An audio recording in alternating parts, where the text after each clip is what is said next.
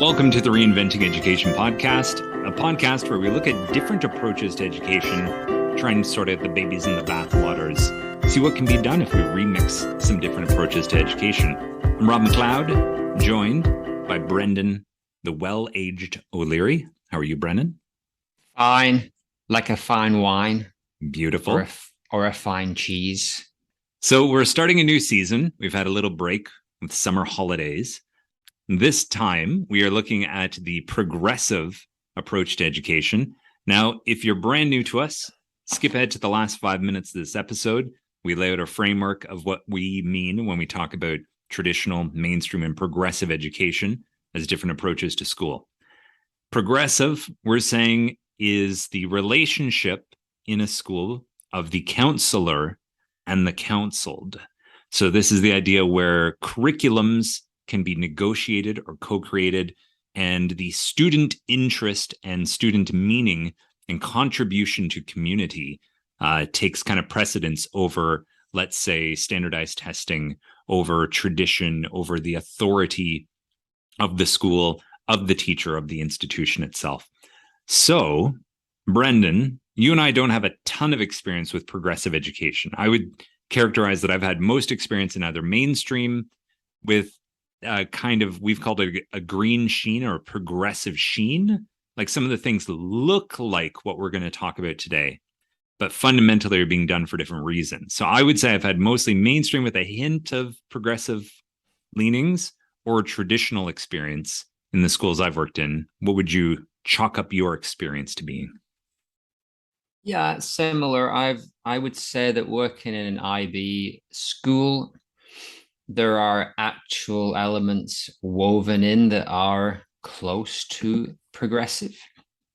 But a lot of it is also informed by the mainstream. So, and I've worked in other contexts too. I worked at a summer camp for several summers that worked in a way that's actually very similar to a lot of the aspects that we talk about in this video that we're going to talk about here. But yeah, my most of my 20 years or so in schools has been mainstream-ish.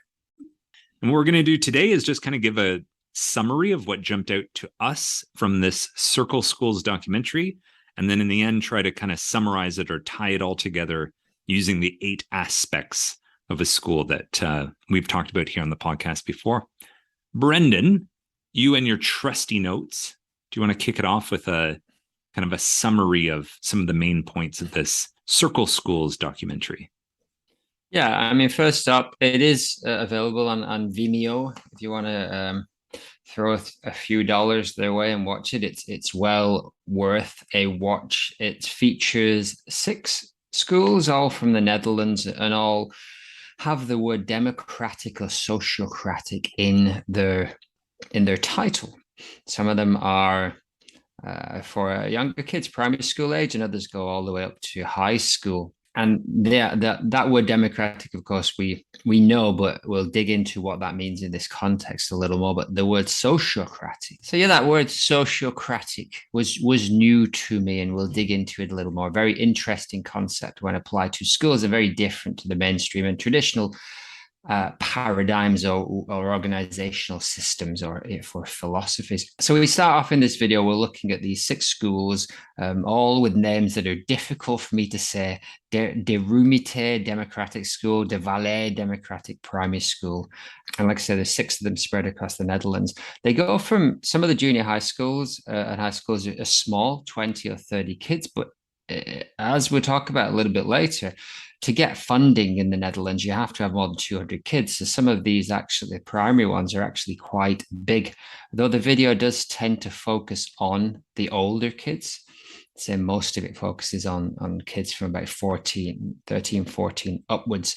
They're setting the scene of why children would even come to this school. And by doing that, they contrast it with the mainstream school. And as is the case in a lot of progressive education, mainstream school was not working for a lot of kids. Quite early on, we interviewed a parent who was unschooling their child because school wasn't working for them. So they wanted to try an approach that was very centered around the needs of an individual student. And the narrative here, the opinion of most of these kids and their parents is that the mainstream school was having an ill effect on their child, whether they were being ostracized or they didn't feel accepted at the school, or they were bullied, or it was a very stressful place. Schools made them feel like they were not normal. The other part of it was that the school was kind of drumming out any sense of wonder or love of learning, and they described the kids as having depressed, empty eyes with no questions after spending only a few months. It's a very, it's a very strong opinion of mainstream school. We just spent like a year looking at the positives and negatives, and obviously this is a group of people that tried mainstream and it didn't work for them, and so they've moved over into this more progressive approach. And one of the kids talks about how when he looks back at normal school, he describes it as a prison. This school, he says, you can do what you want. And we'll dig into a little bit more what that means. Obviously, this is a film and it's promoting this democratic idea. I just want to put it out here now that they are promoting this progressive education. And they don't spend too much time saying bad stuff about mainstream school. They kind of get the elephant in the room out of the way in the first few minutes. Mainstream school is not for everyone. Come over to this kind of democratic, sociocratic system. Then they turn to a very much more positive approach of talking about the benefits of this system.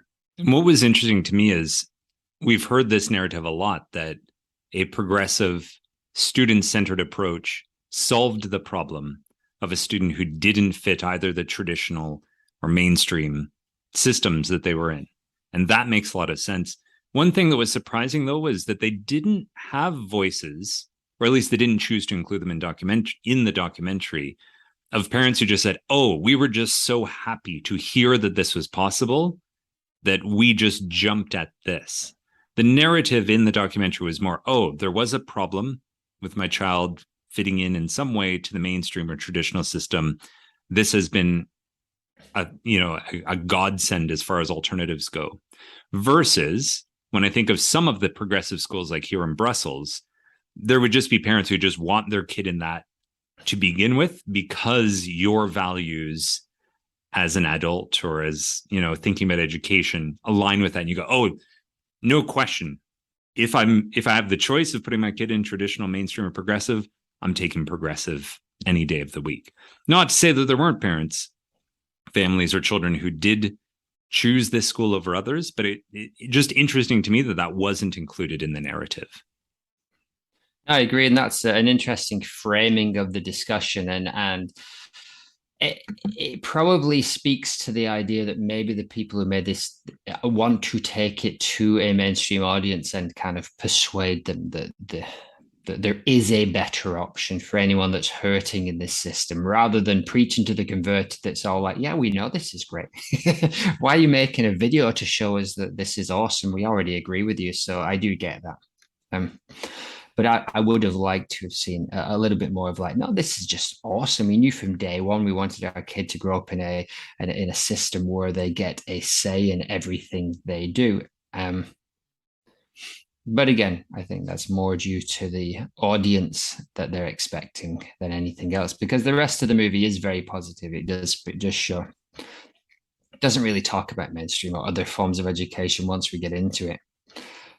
One just small point that we saw a lot at the beginning and doesn't come back too much is this idea of hands-on and tactile learning. We're going to get into what the teaching and learning looks like a little bit, but that was one of the ways they chose to contrast in the very beginning of the film about how it's different. And I guess, again, that's just a little easy rule of thumb to say, okay, well, or a Montessori school or a more progressive school, which these are not Montessori schools, but Montessori schools and Steiner schools and progressive schools, they focus much more on the hands-on. And it's much richer than that. There's much more to it, but it is an easy way in to say, okay, well, this works because it becomes more practical and connected to life and not this abstracted thing. They move on to the idea of democratic education. They begin by talking about the ideas of how teaching and learning and education happens in the school. And interesting, they open with the idea of time, which in mainstream education, especially in traditional too, but in mainstream, like the idea of deadlines and every lesson is calculated in units and terms. That's one of the biggest trigger points. It's one of the biggest points that really elevate stress in the mainstream system. In that drive for efficiency, that everything gets compartmentalized to put into boxes, and so they'll say. But interestingly, they talked not about the freedom of time so much. They talked about how there was a flexible start and end time, but a rule had been agreed upon that everybody has to do a minimum of 4 hours a day, equaling 27 hours a week, which is actually more than kids would normally spend in my school, for example.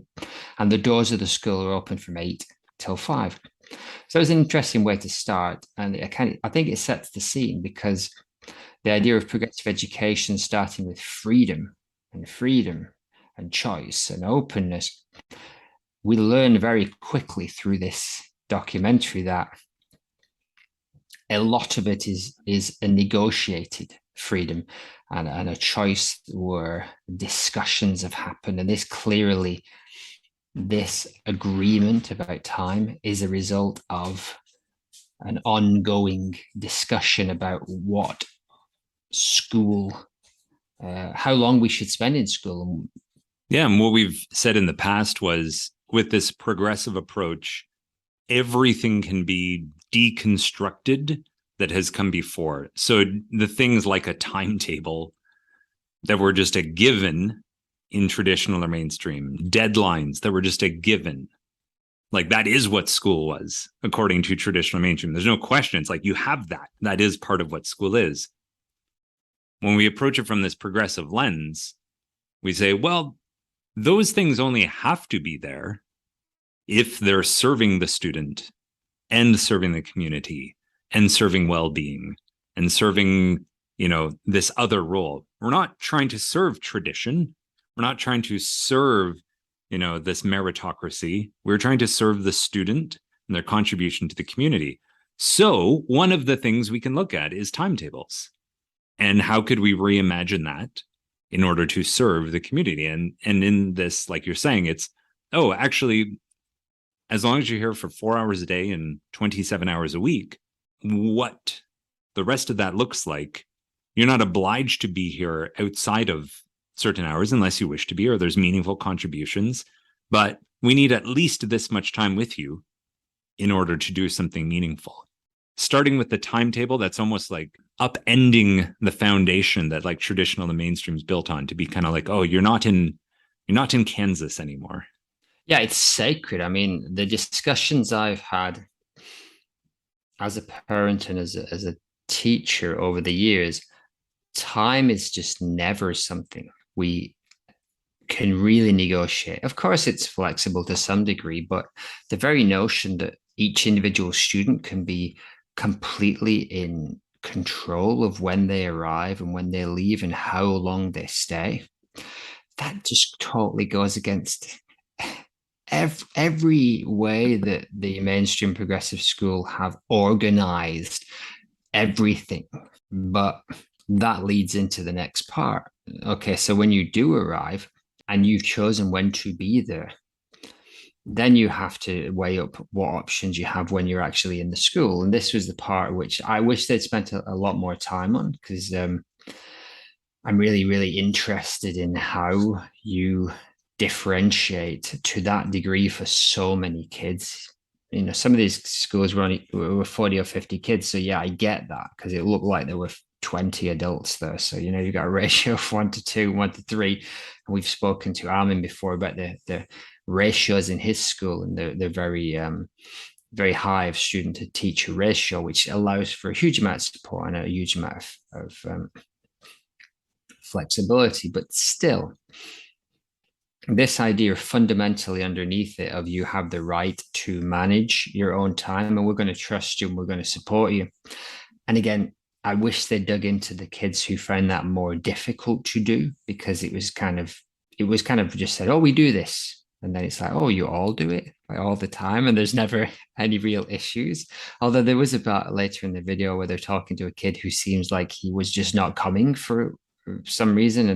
And we'll get into a little bit more how they solved that. But yeah, so then we kind of moved on to the idea of what teaching and learning and quote unquote lessons look like. The idea of not being forced to do anything, which you would expect in a progressive school. That's the one thing we probably all know that you get. You can more or less choose what you do. But it seemed like they still had a whole bunch of timetable lessons happening. And you could just choose which ones you were going to at any given time. And I wonder whether you could talk to mentors and teachers and have them arrange certain lessons at certain times, because the ones we saw only had 3 or 4 kids in each lesson. Yeah, like I said, I wish I'd learned more about how this mentoring and this lessons work. It reminded me of when I read about Summerhill School, which is one of the first kind of independent schools in Britain. I was really surprised and a bit disappointed in that book that basically they said that you can choose whether or not you go to lessons, but if you go, they're pretty standard chalk and talk. Like a biology lesson would be the biology teacher teaching you and then giving you the textbook to work in, which was interesting because it meant like, sure, the structure was progressive, but the actual pedagogy but still quite traditional. I was trying to work out exactly what the pedagogy within these classes looked like. And one of the glimpses that we did get at this was the idea that at times some of the adults, counselors, teachers, etc., would offer something to the students, offer an experience. They would begin some kind of process. And if students showed interest in that, they're welcome to kind of stick around and get engaged with it. Or it was interesting, one of the adults said, or if the students see what we're doing and they have an impulse to take it and kind of come at it from a different angle, we can also do that. So I think there is, I'm assuming in a healthy progressive school, this balance of impulse coming from the students, but at the same time, it's not like staff and everyone just get out of the way and wait for a student impulse. There also needs to be an enriched environment for those impulses to arise in, and an enriched community of others where other things, authentic experiences, and ideas of like, hey, maybe you just have never seen this. You don't know about this yet to have any impulses around this. Like, let me bring about some new novel things into your experience. It's sort of like, yes, student interest, contribution are at the center, but it's kind of the school's job to create a rich environment, community, and culture around that to kind of ensure a richness of student interest. I feel like I'm rambling, but do you know what I mean? Can you say it better than I just said it? No, I don't think I can say it better, but I do think that the film was about the sociocratic model, which is why they just briefly looked at what actual teaching and learning looks like. And I get that, but the glimpses we had suggested, yeah, there were people who maybe were called mentors that would do little projects, some arts, some crafts, some building, some making. They would entice the kids in, and the kids would like help out and make suggestions. And that was one kind of form of teaching and learning. And then there were more traditional lessons. We saw something that looked like a biology lesson. We saw something that looked like a maths lesson. Biology lesson was kind of a hands-on, almost discussion. But again, I couldn't work out if it was following some kind of inquiry model or whether it was a more taught, almost mainstream or traditional kind of model. Because the girl doing the maths work, it looked like she was working from a workbook, which would be, even in mainstream school right now, this is very frowned upon to be using workbooks. And there's a time and a place for them, but you wouldn't, it's not something you'd expect to see in a progressive child-centered kind of school.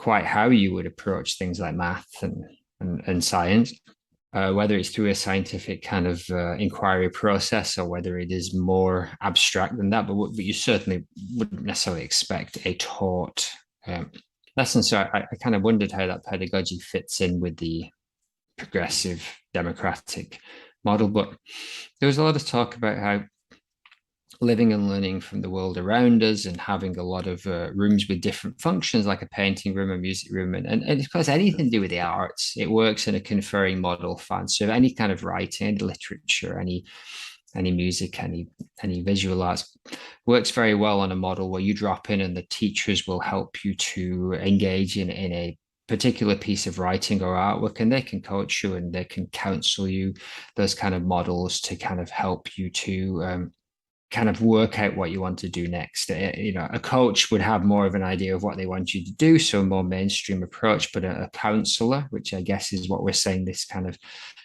teaching and learning would focus on, the counselor would kind of like help you to work out how you would progress that model. So I kind of got the impression that that's how they worked in the more arts kind of areas. I mean, we'll get into this a lot more when we start to look at other schools and how they approach the actual idea of teaching and learning. And there's clearly a lot of scope for people bringing ideas in and running with them, like the kid who said, I brought some eggs in one day and it went well. So like next day I brought in some cheese or whatever. So then he basically opened up a little cafe in there. And you know, that's beautiful. And having schools that have the space for that definitely is in line with that. It's like the models of progressive education that go from, like you were saying, get out of the way, like, which is like the Rousseau kind of model.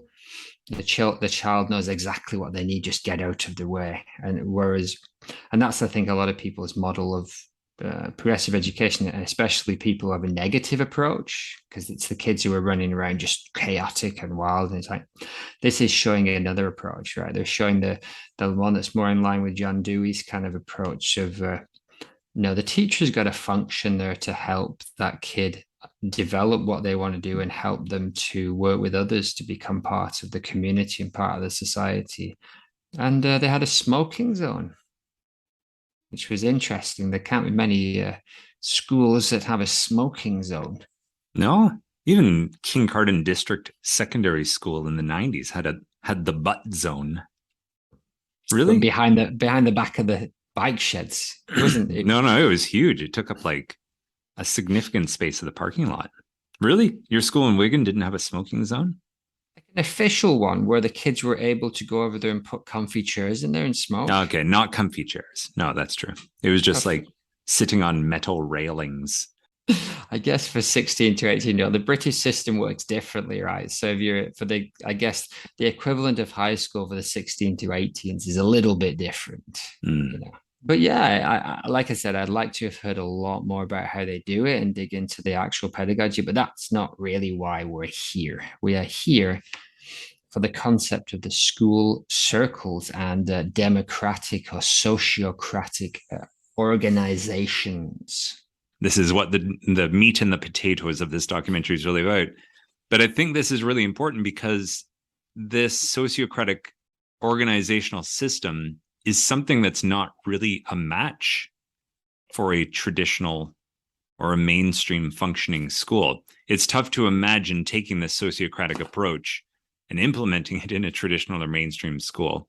So in that sense, this idea, which we'll explain in just a second, if it's new to you as well, this idea is something we probably haven't seen much of because it's only really going to be a fit for a progressive school. And you and I don't have the data yet.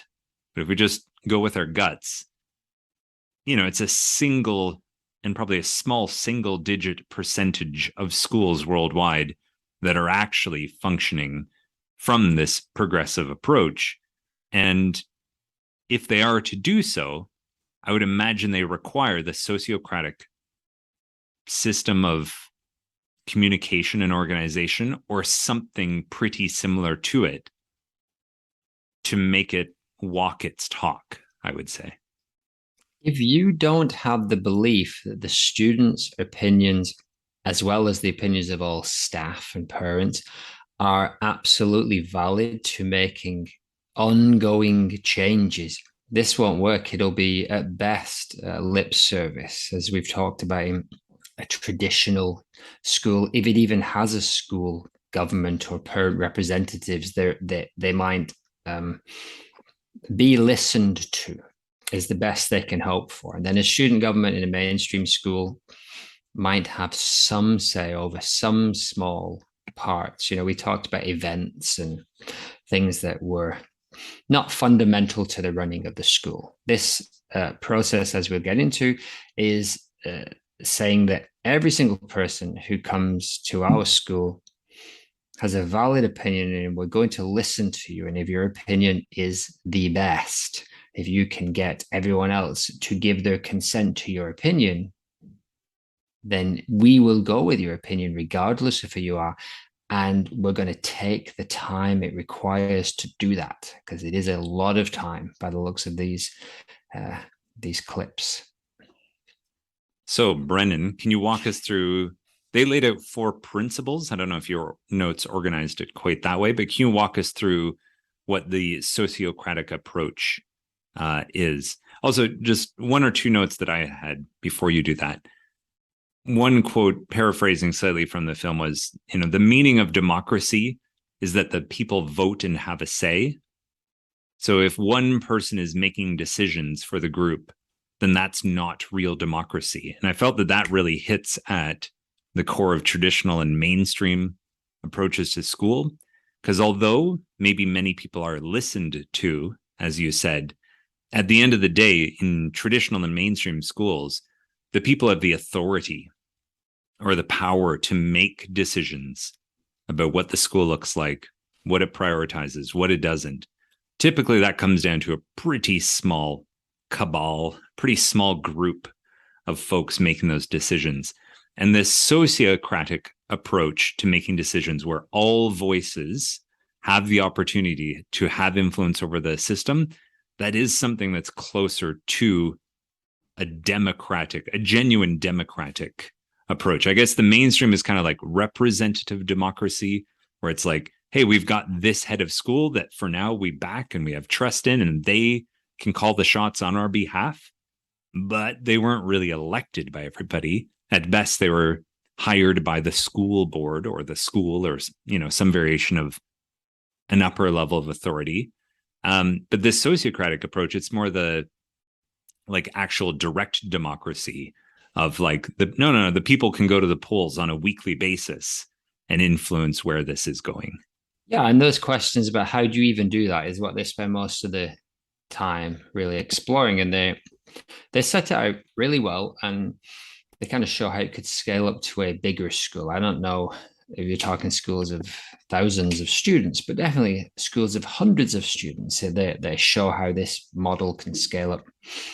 But it centers around the idea that there is a school circle, and this is a circle where representatives from other smaller discussion circles and groups within the school meet regularly to talk about motions that anybody can put forward. So this is a group of, and the example we saw had like 30 or so kids and adults sitting around the table, and there were motions that had been put up on the board that had come from smaller circle groups that were specifically about other subjects. So there might be a group that was about the welfare of the animals in the environment, or an arts group, or they talked about a gaming group.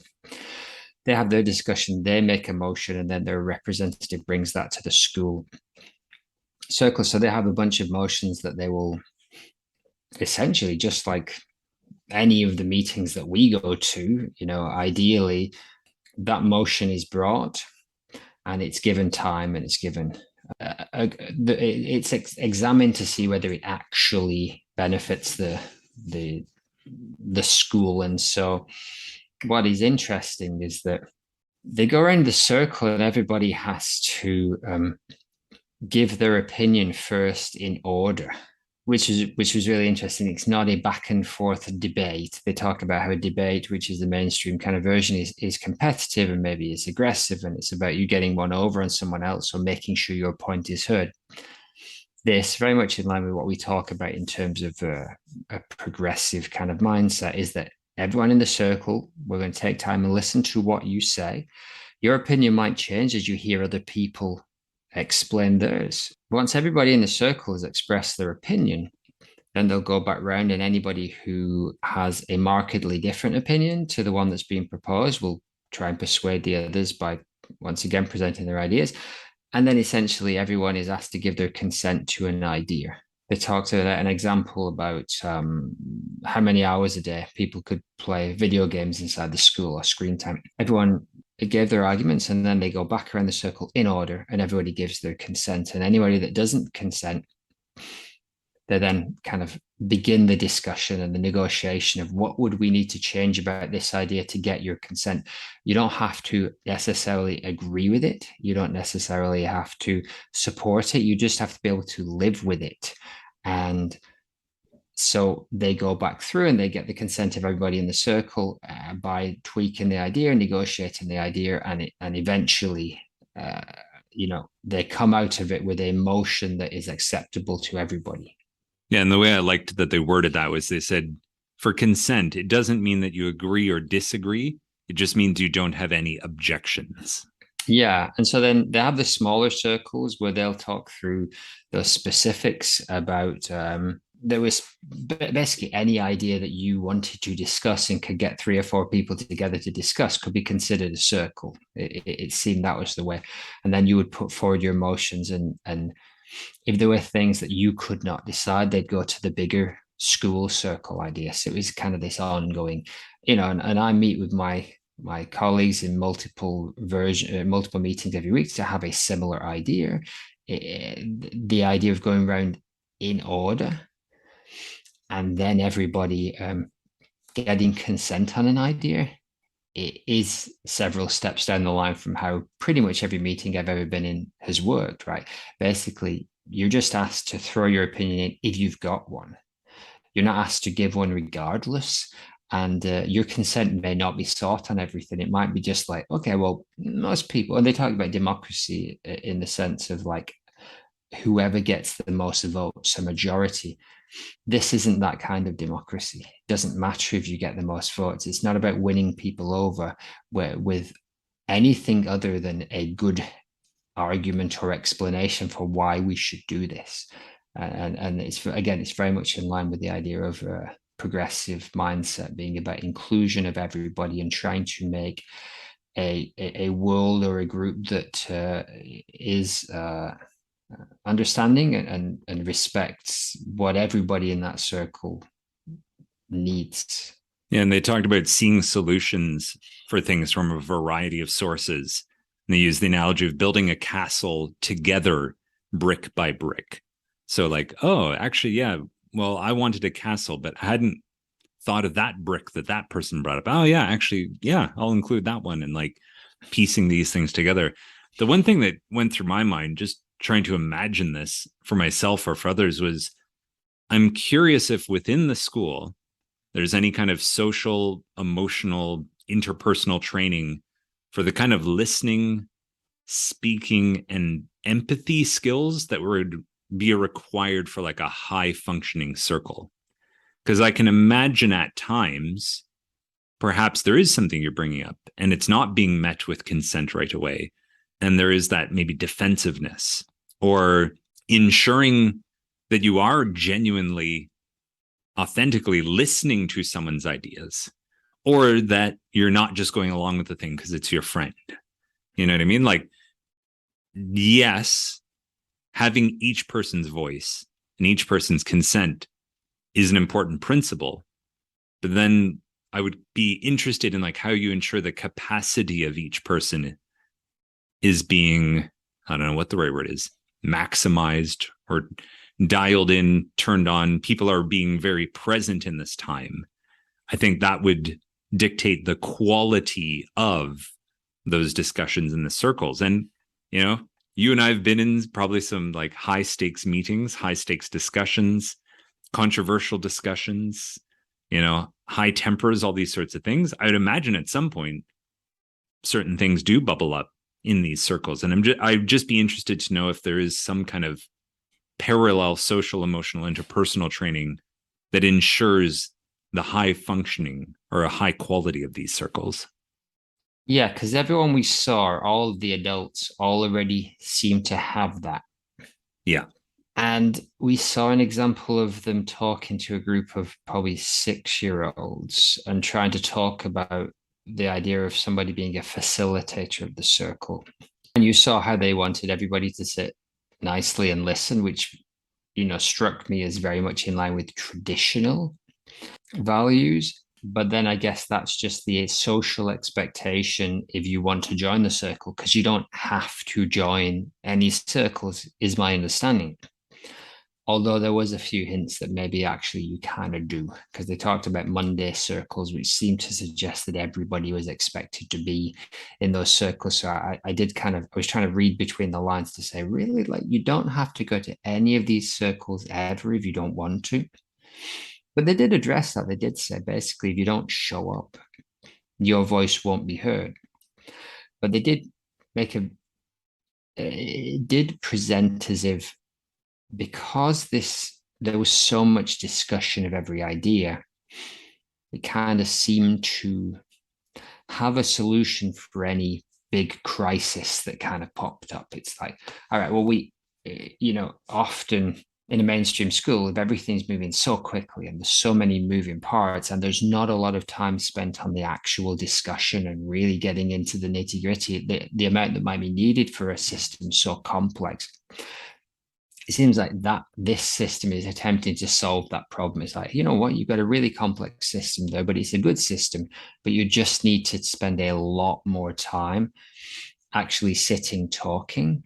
And if you're the kind of person that can't deal with that, you're going to exclude yourself from the circles. If you can't remain calm, if you can't like spend an hour talking about these things which might seem quite minute to some people, I just don't think you'd be at the school. I think you'd get frustrated and you'd say, listen, this is taking too long. I wish somebody would just make a decision and say, well, actually, you're choosing to come here, choosing to join the circle because you think this is the best way to solve this problem. So again, we didn't see the dude who's losing his shit because because it's taken so long for everyone to make a decision, because I just think that person's not there.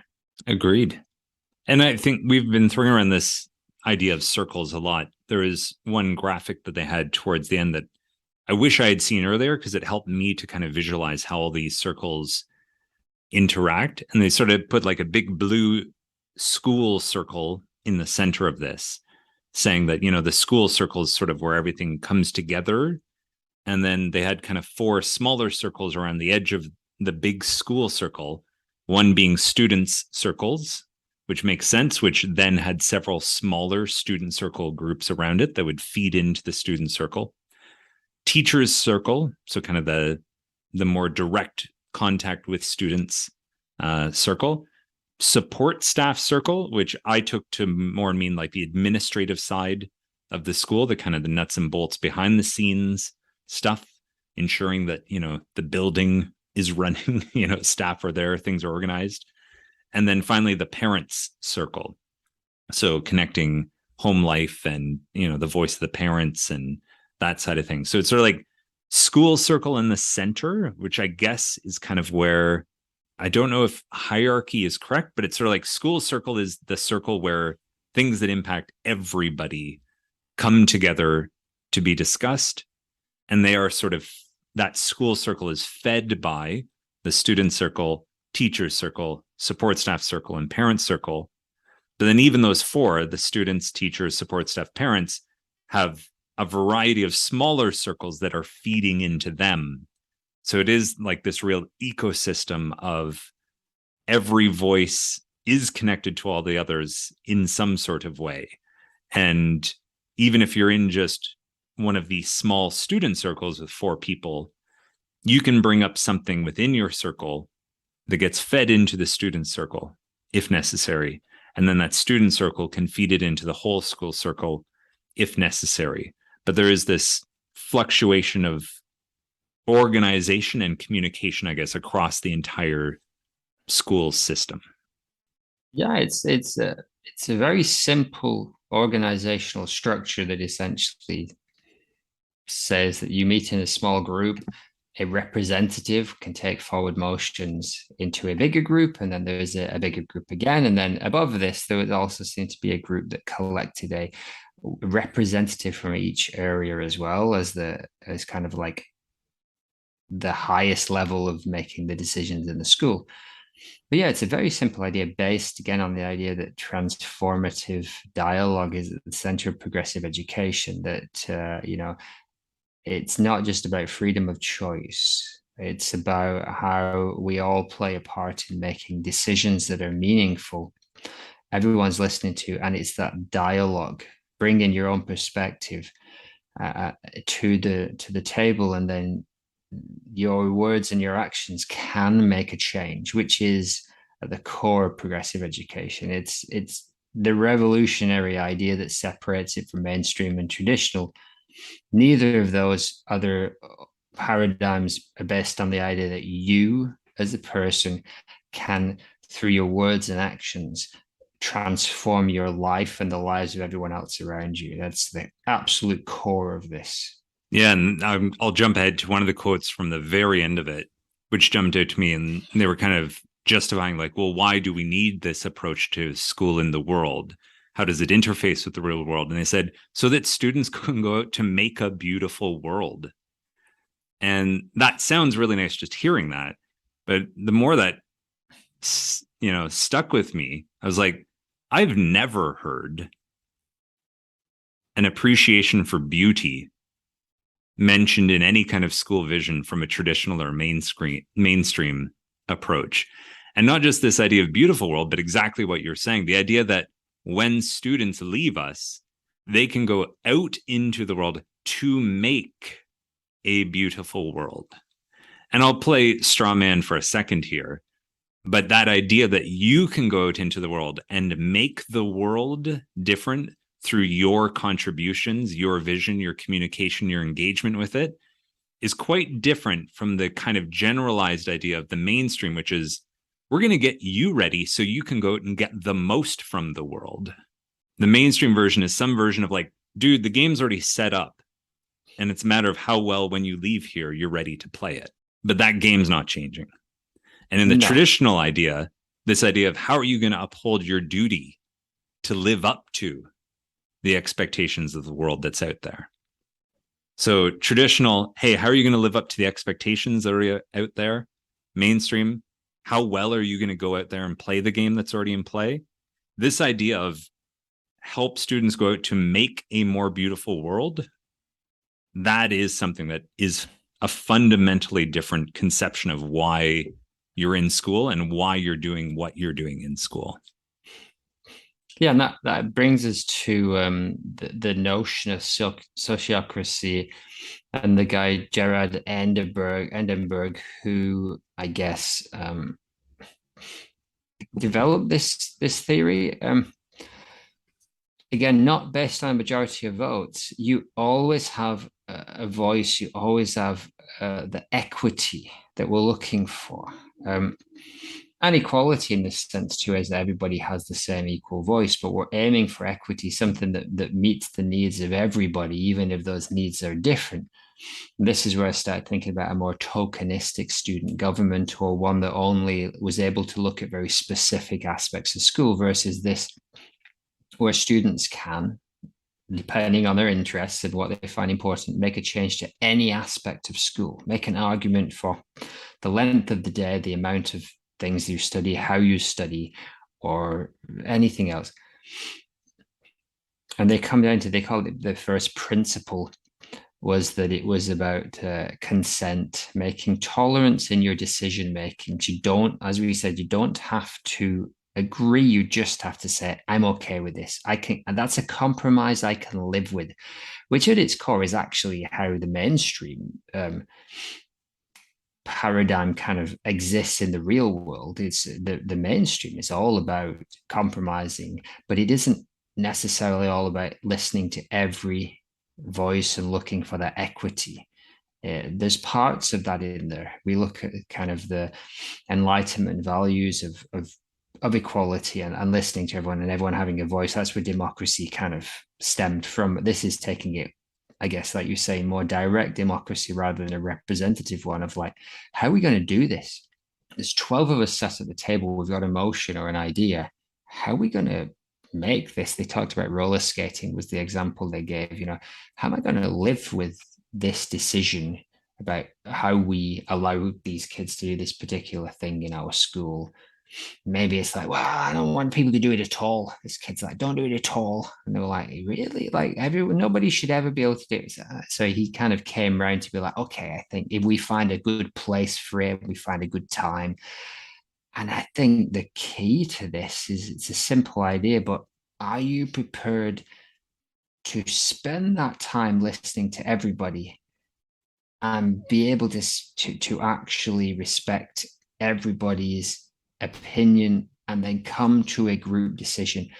And I think one teacher kind of says, well, sometimes we make decisions that are they're silly, they're not going to work, but we kind of go with them. And that got me thinking of like, what if the decision was dangerous or the teacher really was against it, but they just wouldn't give their consent? That's the thing. Like if I'm saying like there is no way I am giving consent to that because it is a dangerous thing, and then you'd have to negotiate something. So I think those kind of things are built into the system. The idea is consent is about not having objections. And if from your perspective as a teacher, if one of the important things is student safety and well-being, it's like, no, dirt bikes in the school, at this school, not going to happen for a variety of reasons. You just simply, I guess, withhold your consent because you still hold objections that have not been met. And it might be 11 against 1, but it's not the majority that wins. It's who is able to attain consent for this. And I guess that's just where there's a disharmony and there's a lot more work that needs to go on until you find a solution, build a castle all together that does work for everybody.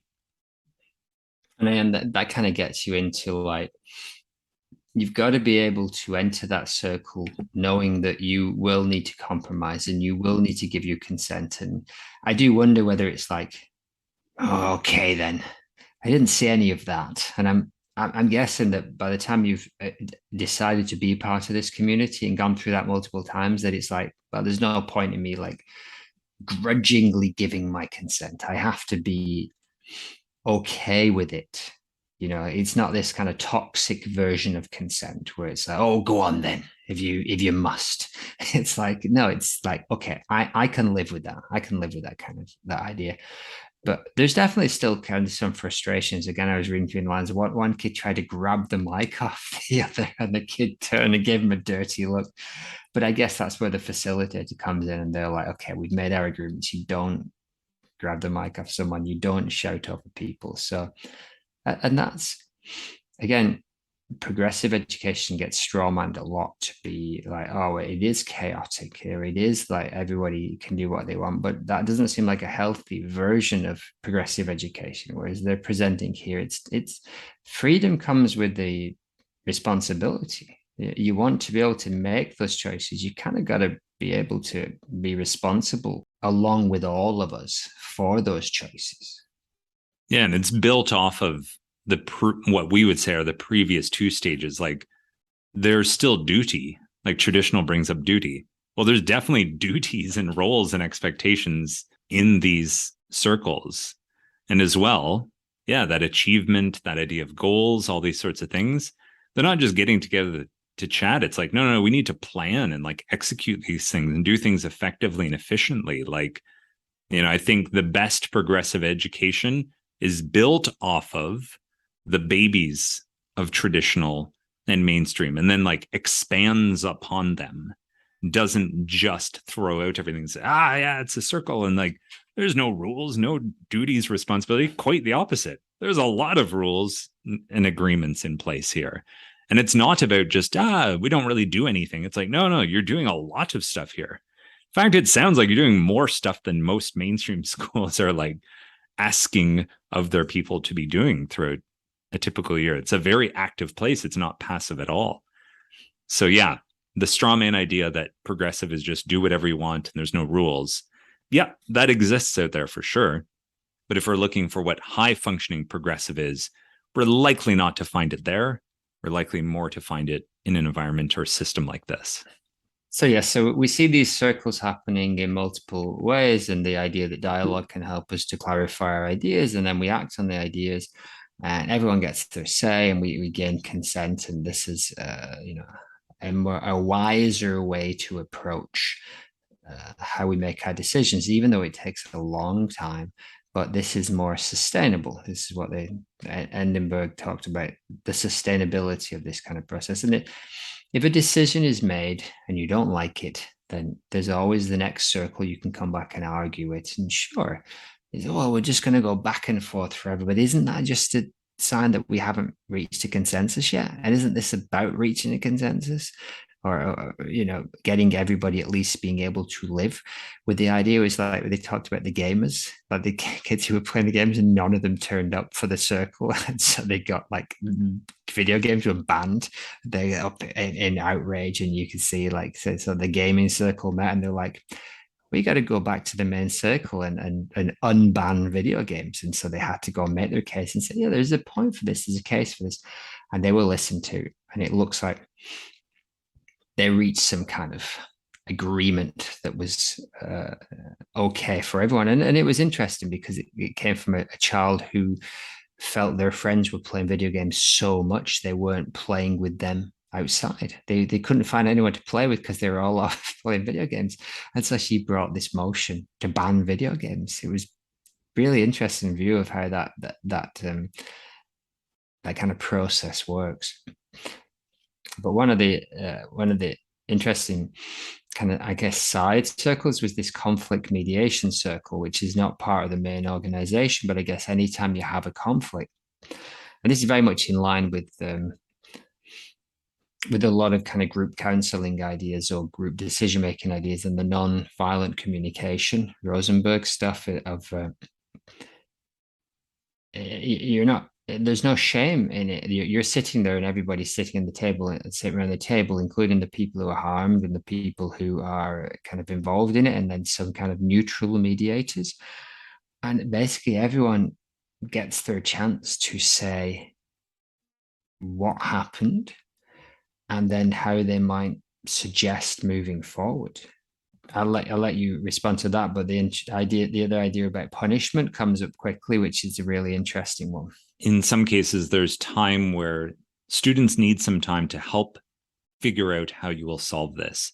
And I forget the exact wording, but they said something like, when a student has a problem and it's created some kind of challenge, whether it's for safety or emotional well-being or social well-being, this sort of thing, like if you did something wrong, you need to speak with others about what was wrong and what was not wrong. So this idea of like teasing apart the complexity of the situation, and then the idea that if you don't know how to solve this on your own, then there are others there. You'll be provided time and they will help you to figure out how to solve this. So that idea of like a solutions-based focus, it's not just punishment. It's not just, you're punished for the bad thing you did, but no, moving forward, how do we make this right again?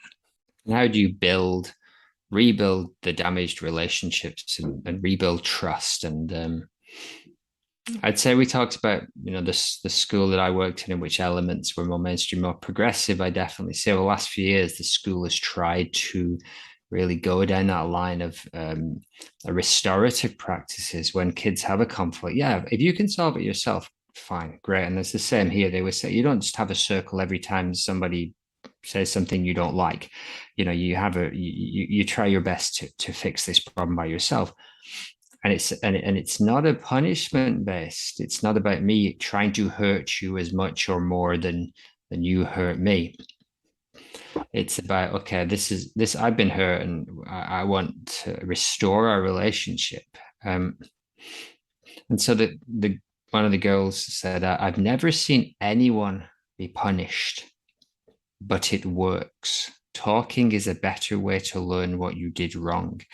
And I just thought, like, traditional, absolutely not mainstream. They might be open to that idea to some extent, but still mostly not. I think that's a huge difference in progressive.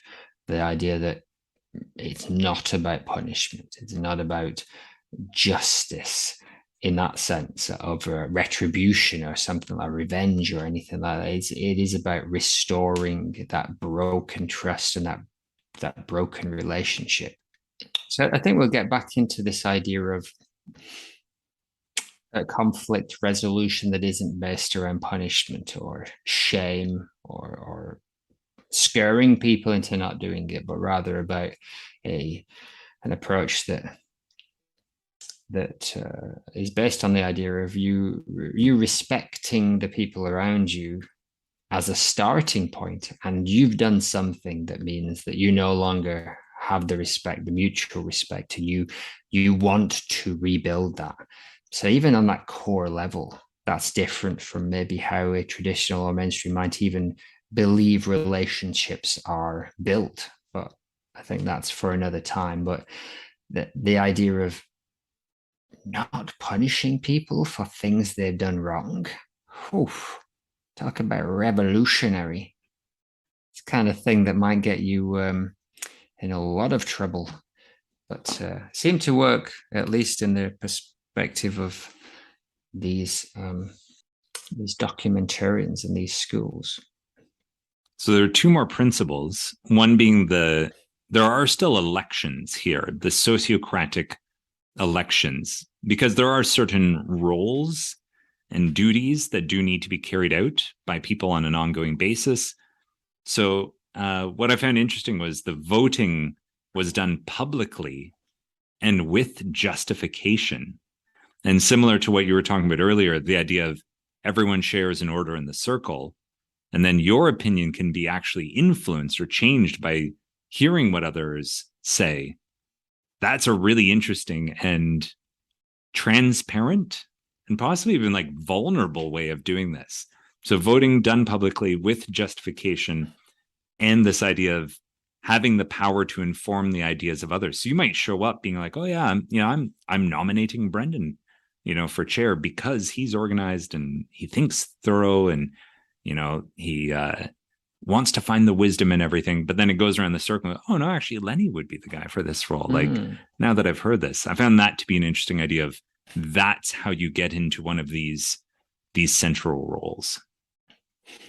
I think that again pulls back the kind of curtain a little bit about how traditional and mainstream kind of view, because often I'm talking to traditional parents or kids, and they're a little scared sometimes of saying something or doing something because somebody else might take offense and do something bad back to them. But as we talked about in the last point, if you said something to offend somebody in this circle, they would talk to you about it. And if it was a big thing, you would have a circle to kind of rebuild that trust. So the fact is that what's the worst that could happen? And I said, I'm going to vote for Bob over there, and I'm not going to vote for Rob. And it didn't seem to talk about why you wouldn't vote for somebody else, which seemed smart to just focus on why you would vote for somebody. So I'm going to vote for this person because they are organized. Okay, well, that does maybe suggest that my buddy Rob isn't. I don't think he's organized enough. But if you took offense at that, in this progressive sociocratic system, you wouldn't then be scheming for ways to take me down. You would probably say, you know what, that kind of hurt me because I thought you respected me more, and we could maybe have that discussion again. Does that work? Does every single human in that school operate in that way?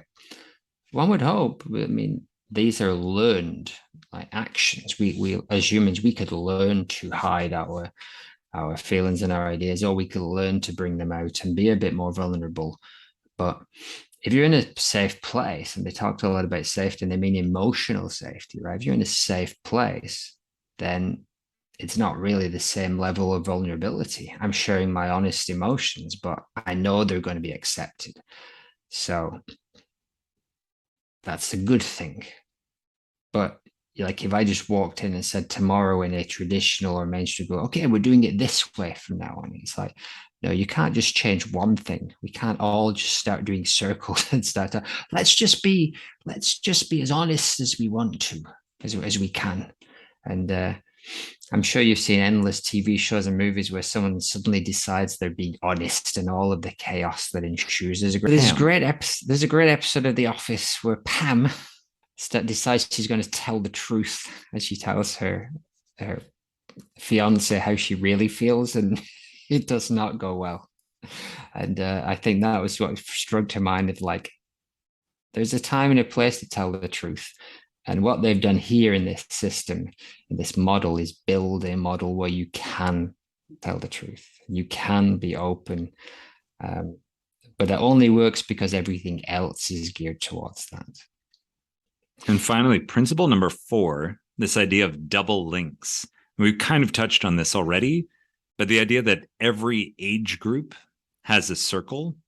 And I guess you'd say like vertically, from what I understood in the video, these overlap where like an older student has contact with one of the younger group circles, and or a parent group has contact with someone else. So it's not, and correct me if I'm wrong, this is the part I felt the least clear on, but the idea was that no circle is alone in isolation. There's some kind of connection or feedback loop with like another age group or another circle, that you're not just left in isolation. How would you characterize this part, Brendan?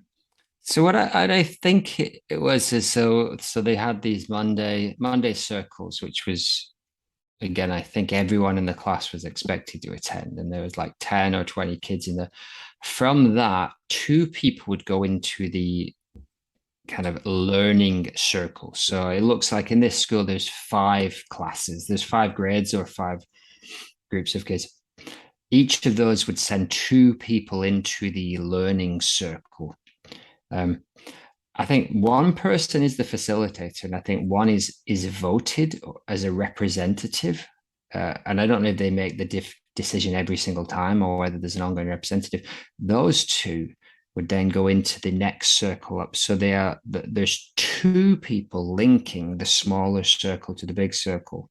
And then the same thing would happen from the learning circle. The 2 of those would go into the school circle. So that every circle has at least 2 people going up to the next one. I think that's what they mean by double links. And I'm looking here at the picture, and there's 2 photographs. They're kind of visual. For each of the Monday circles, there's 2 photographs of these people that are going to go into the big one, and so on. It's an interesting way, and I guess that just means that you're not just relying on one person's feedback or their reportage. It's like, okay, we're going to get at least 2 people who tell us what happened and take our opinions forward. I guess that's how they ensure or promote this idea that everyone's ideas will go up to the next level if necessary.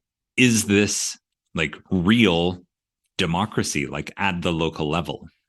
And this idea of like, if we have kind of local, provincial, federal divisions of like how your life is organized, it's like, oh, on the local level, especially at least within the context of the school you're in, this is an incredible amount of influence that we're having on what the local day-to-day lived experience looks like.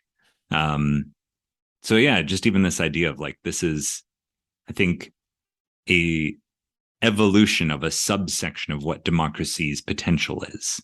This is interesting to watch. Yeah, so I think that the way this would look if it was transported into a local or national system was that actually it would look kind of on some levels like it did in real traditional villages, but there's a different underlying fundamental principle in some ways, or a different organizational structure. Small groups that were small enough for everyone to have their opinions heard would meet. So maybe the people in my building would all meet. There's 100 of us, so we would all meet, or even less. And then we would put our motions forward, and anything we couldn't solve internally, 2 of our people would go up to the next group. That would be a local. Then 2 of those would go up. And I mean, that is actually how our democracy works, and the American system is a prime example of that. You do go up and up and up and up and vote until eventually your two senators are up there. But I think the difference is there isn't anywhere near as much time spent on that discussion as would be necessary. So even if we do believe in those meetings, everybody's voice can and should be heard. Like, we don't spend the time to allow for that to happen. So if you think of something like a town hall meeting where there's 300 people there and they all get to shout or put their hands up or shout, there's like, how would that look different if it was just a big circle and every single person had to like share their ideas? And basically, if you weren't prepared to come and sit in that circle, then your idea doesn't get heard. You have to then, as a group, be prepared to spend the amount of time in these circles, talking through things and working through things. That idea, again, that progressive idea of dialogue at being the center of how change happens, then our democracy will look very different. We'd be spending far, far more hours sitting down discussing all of our issues, but then more of our voices will be heard.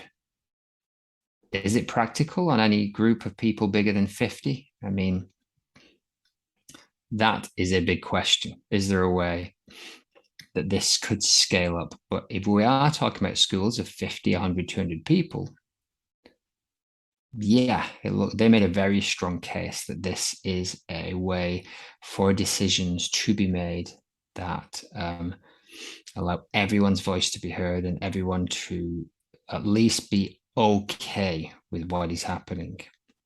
Thank you very much, Brennan, for your summarizing and analysis along the way of the main topics. I'll see if we can connect all this back to our 8 aspects of school. So we talk about like every school at its core. When we say what is a school, really we're talking about these 8 things. It's systems, environments, resources, activities, culture, communities, and then the reactions of the individuals and the beliefs of the individuals. So if we kind of tried to like summarize and boil everything down to these, I would say if we're looking at the systems first, we're looking at things like those time requirements. The timetable is negotiable, but we've got that idea of 4 hours a day, 27 in the week. You can develop your own timetable. There's a very different setup of staff support. So this overlaps with the communities, but we've got this idea of mentors, teachers, counselors, the roles within the circles. And as well, just as we've been discussing, this sociocratic approach to organizing the school. This is something completely different. And as we've said, likely would not interface well with a traditional or mainstream approach. The environments, I would say from what I saw, aside from the, sort of more natural looking hands-on types of activities in the class, the actual environments didn't look that different than a traditional or mainstream school environment. They had, music rooms, art rooms, spaces, these sorts of things. I'd say there are no shocking differences in terms of environment here. Resources as well, more or less the same as traditional or mainstream schools. If you just took everything out of their shelves and put it on a table, and then took everything out of the shelves from a traditional or mainstream school, the resources look more or less the same. And, the resources are there for the sake of student choice. So yes, maybe textbooks are, required here, or some e-resources. But at the same time, the people also have some different roles and different functions. So the actual the human resources are used slightly differently here. Activities seem to be a combination of offered inspirations or self-chosen. There were also service roles, and we didn't discuss that a lot, and it wasn't really covered, but at one point we noticed there was the one boy digging the pit with the other students, and it said that this older student was a student and gym teacher. So I'm curious about what some of those service roles might look like of some of the older students here. As well, just the activities, as we mentioned very early on, it looks like a lot more of this is hands-on, kinesthetic, not abstractions, a lot more tactile kind of learning. Culture, so if you think of the idea of what do we allow in the culture, appears to put a priority on respect, listening, and this idea of consent. Communities, the things that are unique here, this idea of the circles, the overlapping circles, and definitely the set of relationships. So this isn't a school where you've got the principal, vice principal, and your teachers, and maybe a guidance counselor. Here we've got mentors, teachers, counselors who are there to help you. So I think mentors was basically how to help you navigate what you're doing within school. And then the counselors were to help you navigate like yourself and the things you are finding challenges with. And as well, this idea of the mixed aged classrooms, that there could be a wider variety of ages, abilities, and interest levels within a classroom. And then finally, the idea of the beliefs and reactions of the individuals. You know, the beliefs that you have in here are, I can change things, all voices matter, and this idea of reactions, that essentially any reaction is kind of like fair game. There's nothing that's really off limits here. You can bring who you are in its totality to the system, and there's space for that. But there are also approaches for that. That if your reactions to things are damaging, there is a kind of immune system within the school of how to address those reactions and how to deal with them. But again, the reactions can also be creative. And if you see things that don't align with the way you think the community should be functioning, there is a space for your voice, your reaction, your interpretation on things, and you can bring that forth.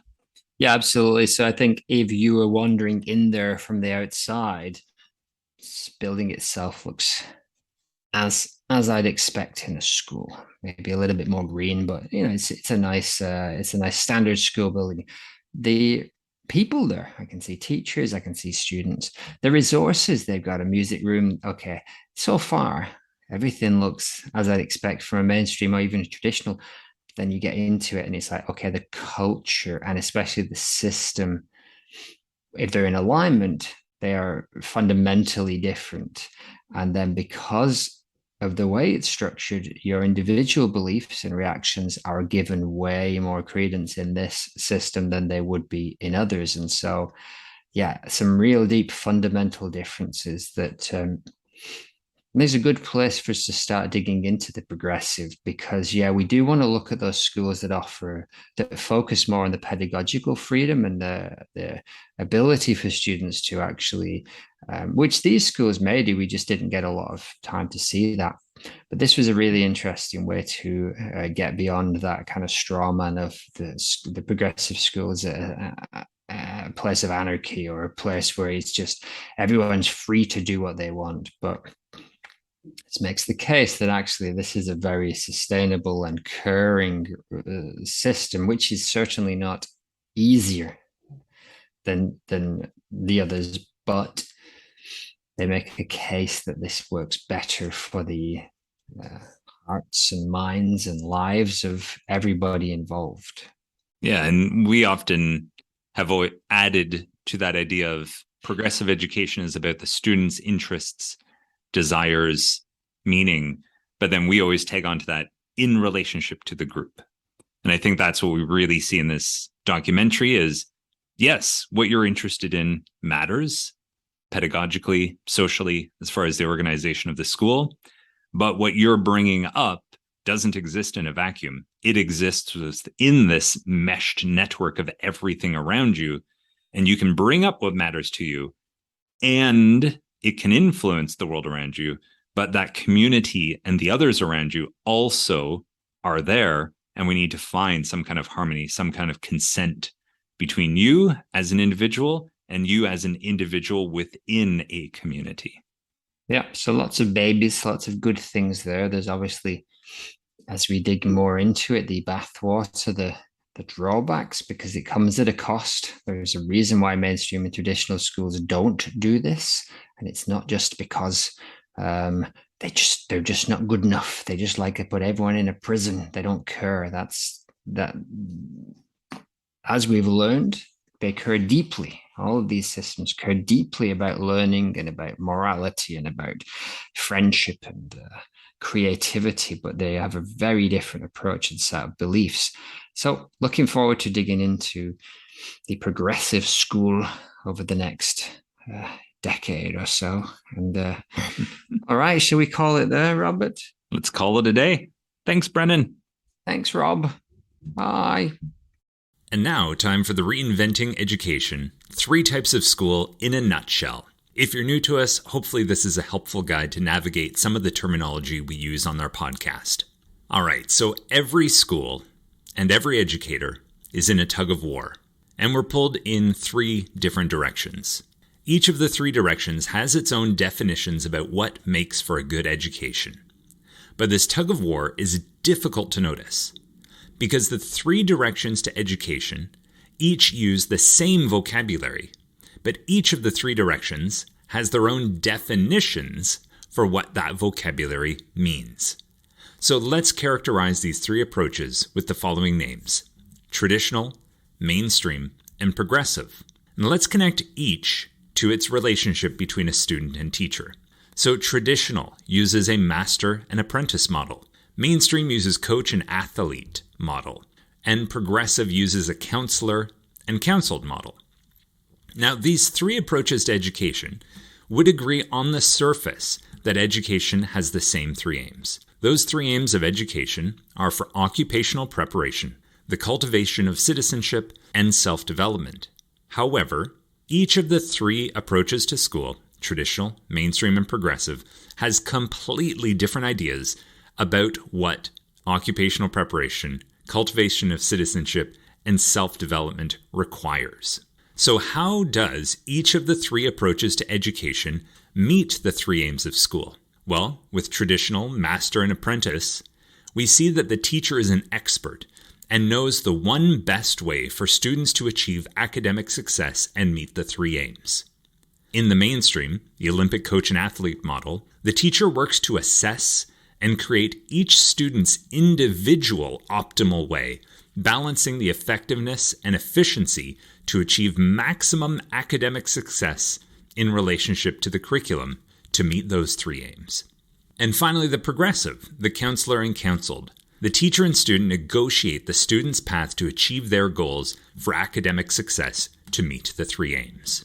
Each teacher will have a preference towards one approach, while the school itself may have an overall consensus, and this is where you'll find the tug of war.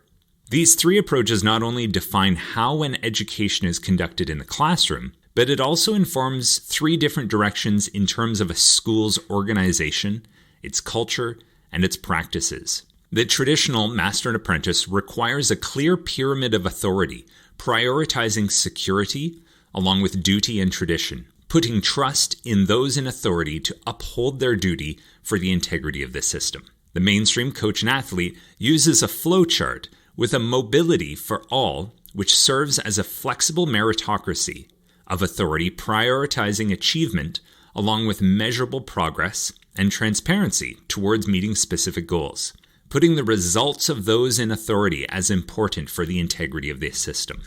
And finally, progressive counselor and counseled uses horizontal leadership like a circle, prioritizing inclusion along with individuals' needs for meaning and empowerment, putting the personal and group significance as important for the integrity of the system.